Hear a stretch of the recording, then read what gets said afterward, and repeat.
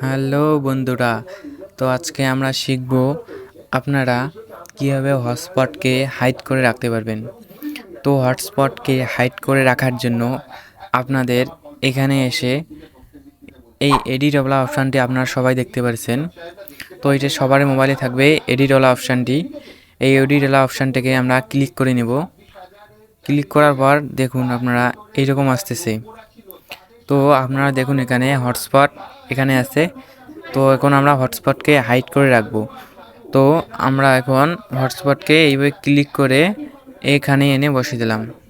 তো আপনারা দেখতে পাচ্ছেন ভালোভাবে হটস্পট ওখান থেকে এখানে আসলো।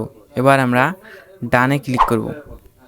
ডানে ক্লিক করলাম, দেখুন আপনারা হটস্পট এখন নেই এখানে, দেখতে পাচ্ছেন এখন হটস্পট এখানে নেই। তো এবার হটস্পটকে চালু কীভাবে করব। তো সিম্পলি আমরা আবার সেই এডিটওয়ালা অপশানে ক্লিক করব।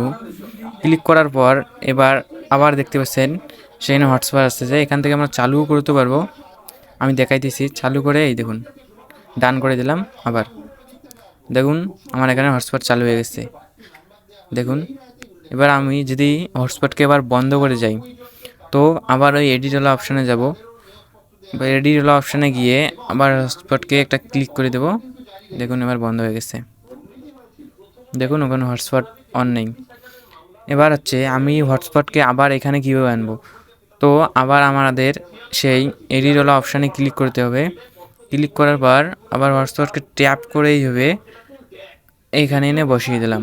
তো আপনারা দেখতে পাচ্ছেন এবার ডানওয়ালা অপশানে ক্লিক করে দিলাম। তো আপনারা দেখুন এবার আমি হটস্পটকে আবার এখানে এনে দিলাম। তো এইভাবেই আপনারা হটস্পটকে হাইড করে রাখতে পারবেন। ভিডিওটি ভালো লাগলে একটা লাইক করে সাবস্ক্রাইব করে পাশে থাকবেন।